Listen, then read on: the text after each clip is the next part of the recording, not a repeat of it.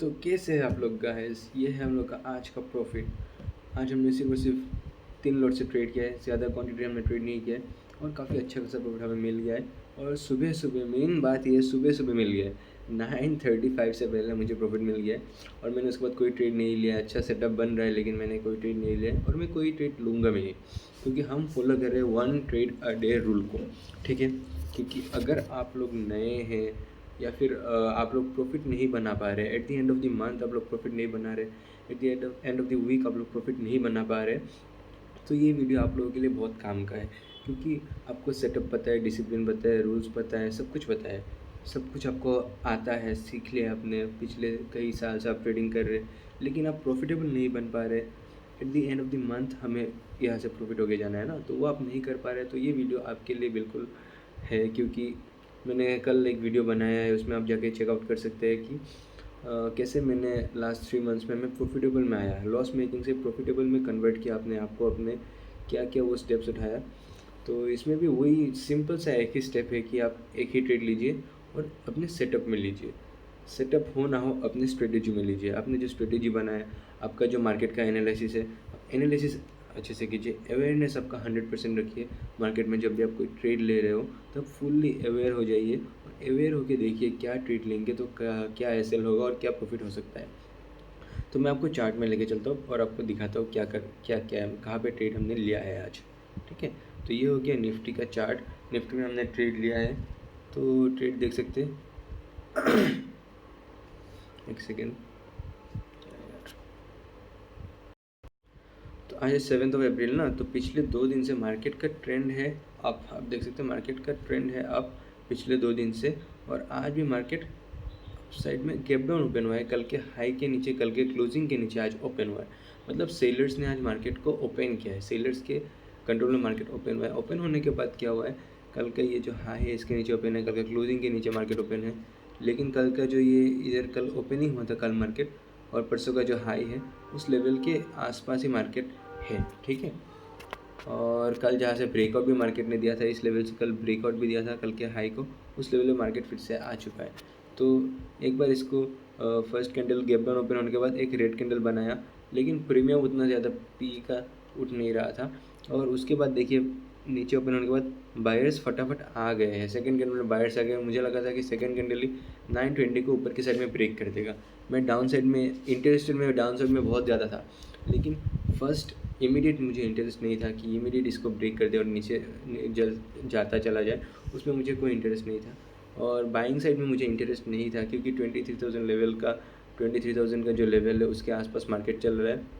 तो वो एक हमारे लिए इंपॉर्टेंट रेजिस्टेंस है, ये वाला लेवल, ये वाला जो जोन है हम लोग के लिए इंपॉर्टेंट रेजिस्टेंस है। तो मुझे कॉल साइड में कोई इंटरेस्ट उतना था नहीं मार्केट ओपन होने से पहले, और पुट साइड में इंटरेस्ट था, लेकिन इमीडिएट नहीं था। कोई रेंज बना है, कोई प्राइस एक्शन बना है, उसके बाद अगर मार्केट ब्रेक करता तो उसमें मुझे इंटरेस्ट था।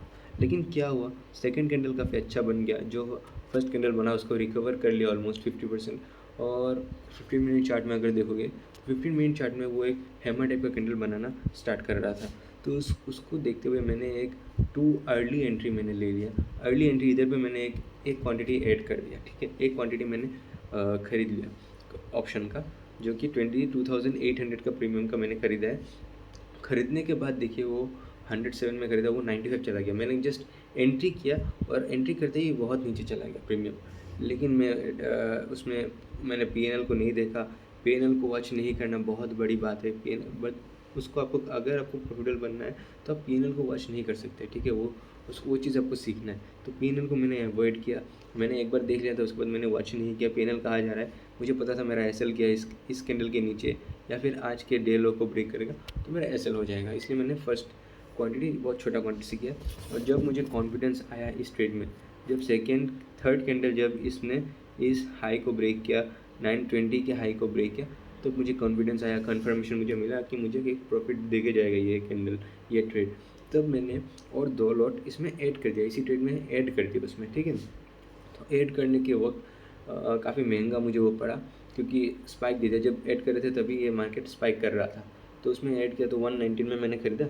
फिर फटाफट जब स्पाइक मिला तो इसमें मैंने एग्जिट भी कर दिया फटाफट, क्योंकि और मैं और क्वांटिटी ले सकता था। मैंने सिर्फ और सिर्फ 3 क्वांटिटी इसलिए लिया क्योंकि मुझे ओवर क्वांटिटी करके ओवर ट्रेडिंग नहीं करना है। ओवर क्वांटिटी लेना एक ओवर ट्रेडिंग में ही आता है, इसीलिए मुझे ओवर ट्रेडिंग नहीं करना था, मैंने ओवर क्वांटिटी भी नहीं ले लिया। जो मैं नॉर्मल 3 लॉट 4 लॉट से मैं ट्रेड करता हूँ तो मैंने 3 लॉट से ही किया, क्योंकि एक्सपायरी का दिन है, अगर ये रिवर्स कर गया तो मुझे अच्छा खासा लॉस हो जाएगा। इसको देखते हुए मैंने ओवर क्वांटिटी भी नहीं लिया, और बस जब इसने स्पाइक दिया तब मैं इसमें से निकल गया। 2 क्वांटिटी मैंने निकाल दिया, और एक क्वांटिटी को मैंने, एक लॉट को मैं ट्रेल कर रहा था, तो ट्रेल करते वक्त उसमें कुछ अच्छा प्रॉफिट मिल रहा था तो मैं उसको भी एग्ज़िट कर दिया। और एग्ज़िट करते ही और वो 15 पॉइंट ऊपर स्पाइक किया है उसने। तो मैं आपको ऑर्डर बुक दिखा देता हूँ। ऑर्डर बुक आप लोग देखिए, मेरा ऑर्डर बुक देख सकते हैं आप। 107 में मैंने फर्स्ट लिया था, फिर 119 में मैंने 2 लॉट ऐड किया है। उसके बाद मुझे स्पाइक मिला तब मैंने इसमें एग्ज़िट कर दिया 2 लॉट, फिर एक लॉट मैंने ट्रेल किया और इसको मैंने 139 में अच्छा प्रॉफिट मिल रहा था, मैंने एग्ज़िट कर दिया और मैंने ट्रेडिंग बंद कर दिया आज का। तो यही था।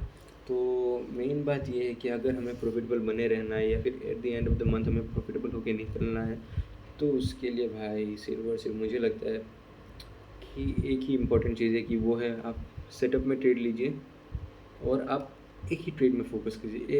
एक दिन में एक ही ट्रेड में फ़ोकस कीजिए, तभी आप प्रॉफिटेबल बन सकते हैं। क्योंकि जब आप इस चीज़ में फ़ोकस करेंगे कि आप कैसे एक ही ट्रेड लें, तो आपको पहले ये आपके माइंड में आएगा कि मैं एक ट्रेड ले रहा हूँ तो मैं बेस्ट से बेस्ट सेटअप में ही ट्रेड लूँ।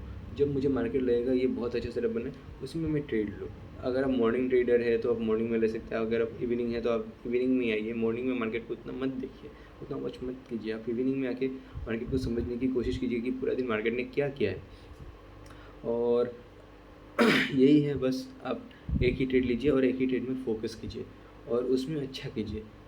जब आप एक ट्रेड लेंगे तब आपको ये पता चलेगा कि आप क्या गलतियाँ कर रहे हैं। आप उसके जर्नल लिखिए, जर्नल लिखना बहुत ज़रूरी है। बड़े बड़े क्रिकेटर यार, मैं देख रहा हूँ उनका इंटरव्यू, वो जर्नलिंग करते हैं। अभिषेक शर्मा को मैंने उस दिन इंटरव्यू में देखा है कि वो बोल रहा है, मैं भाई बैटिंग करके आके जर्नल लिखता हूँ कि क्या मैंने गलतियाँ किया। वो मैनिफेस्ट करता है, लिख के मैनिफेस्ट करता है क्या मुझे नेक्स्ट मैच में क्या करना है। वो उसने इंटरव्यू में बताया है ये सब।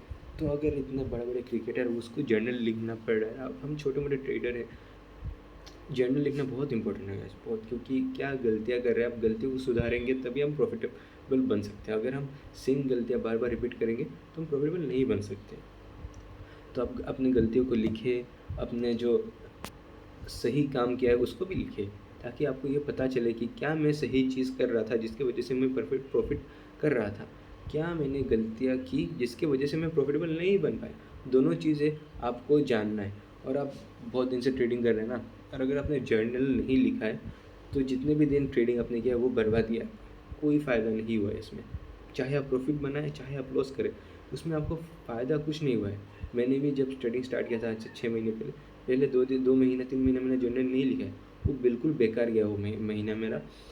उसमें मुझे पता ही नहीं मैंने क्या ट्रेड लिया, कहाँ ट्रेड लिया, उस मैंने कुछ लिखा ही नहीं उसके बारे में। तो ये बहुत इंपॉर्टेंट चीज़ है कि आप जर्नल लिखें। और सबसे इम्पोर्टेंट है कि आप एक ट्रेड लें, उसमें सबसे अच्छा करें, अच्छे जगह में। जब आप एक ट्रेड लेने में फ़ोकस करेंगे, 1-2 महीना एक ट्रेड ले, एक ट्रेड डेली में सिर्फ और सिर्फ एक ट्रेड में फ़ोकस करेंगे और एक ही ट्रेड लेंगे, तो आपको ये पता चलेगा कि मैं क्या गलती कर रहा हूँ। आपको ये पता चलेगा कि आप सही जगह एंट्री नहीं कर रहे, या फिर आप एक मूव देने के बाद ही मार्केट में एंट्री कर रहे हैं, या फिर मूव होने से पहले एंट्री, टू अर्ली एंट्री कर ले रहे हैं आप। और एक चीज़ पता चलेगा, एग्ज़िट कब कर रहे हैं। एग्ज़िट भी बहुत इंपॉर्टेंट है। तो ये सब चीज़ कोई नहीं सिखा सकता है, मैं नहीं सिखा सकता, कोई भी यूट्यूबर नहीं सिखा सकता, कोई भी टीचर आपको नहीं सिखा सकता। ये सब चीज़ें आपको अपने जर्नी से, अपने जर्नल से, इन्हीं सब चीज़ों से सीखना पड़ेगा। तो यही था मेरा इस वीडियो का मोटिव कि आप लोग सीखें, समझें और अच्छे से ट्रेड करें और अच्छे से प्रॉफिट बनाएं। अगर आपको ये वीडियो पसंद आया तो चैनल को सब्सक्राइब कीजिए, ताकि जो मैं वीडियोज़ बनाऊँ उसको वो सब आपको मिलता रहे। और वीडियो को लाइक कीजिए। Bye guys, see you in the next video.